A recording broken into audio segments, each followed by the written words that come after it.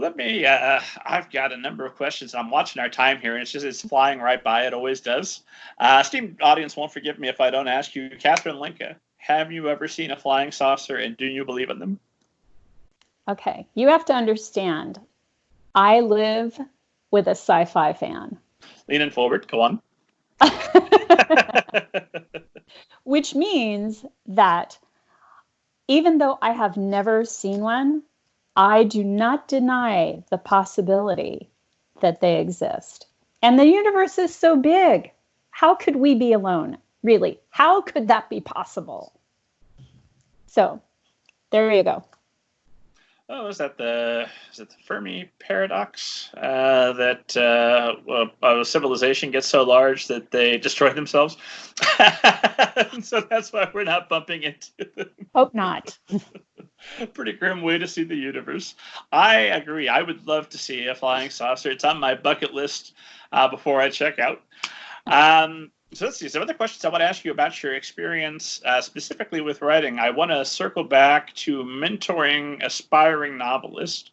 What's that process like? And also, what are you telling them? What are you wishing more aspiring novelists knew?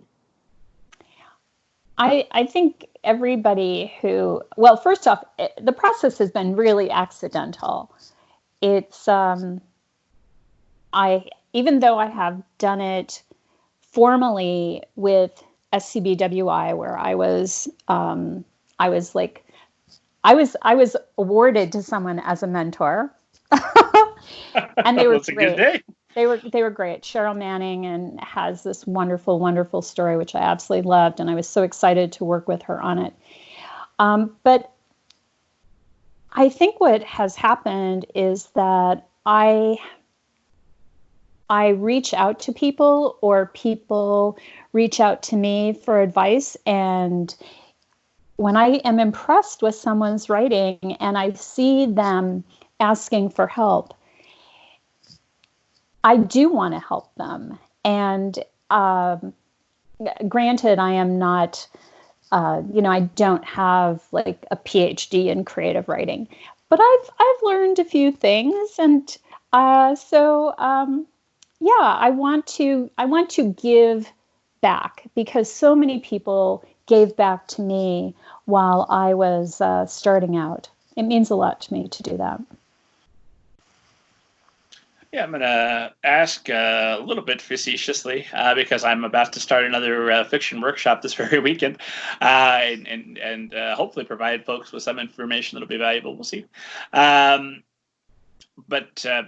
given that you are writing your own books, I assume you've always got another project going at some level of completion, and that those must take you a lot of time. I don't know how long did it take you to write What I Want You to See?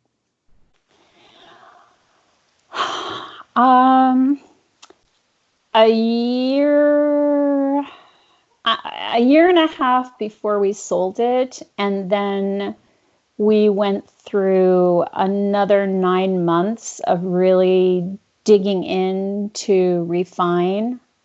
So 2.5 years, not including all the research. I'm a tortoise. Well, I'm going to circle back and finish the question I started to ask. But what does your writing day look like? What's your process for bringing a book to completion? Wow. I'm a morning writer. I'm most creative in the morning. But, if you're busy, you write whenever you need to. You just get the job done.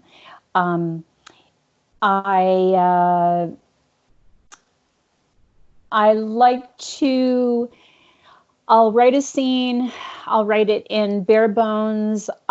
Sometimes I'll just start with dialogue, because that's what I'm hearing in my head. And then I'll layer it more with setting. I'll layer it more with gesture, with dialogue. I'll go in and I'll say, okay, what are you really trying to say in this particular scene? You've written this scene, but what is it you want to get out of it? And really layer, extract. That's what I do. So how many drafts on average are we talking?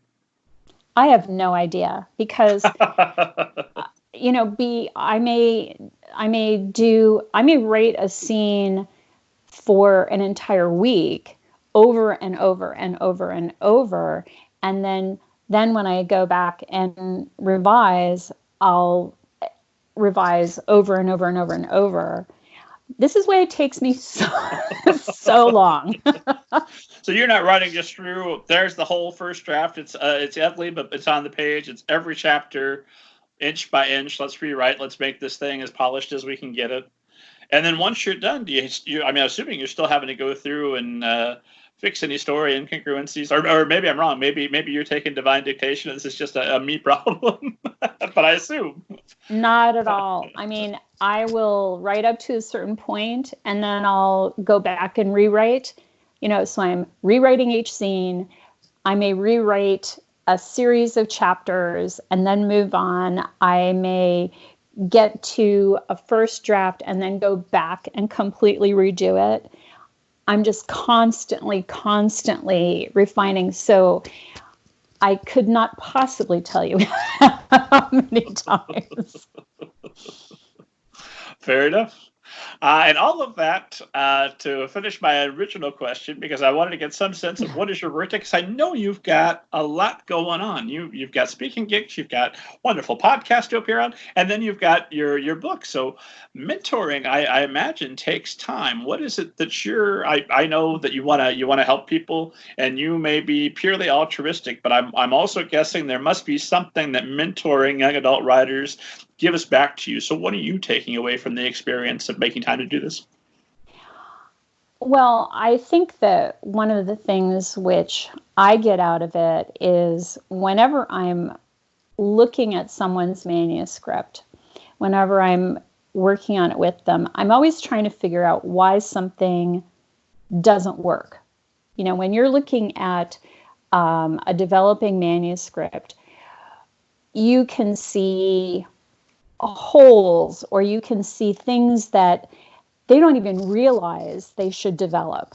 I think of those as like hidden treasures, things that people put into stories that are such opportunities for them to really take that story to the next level if they explore that.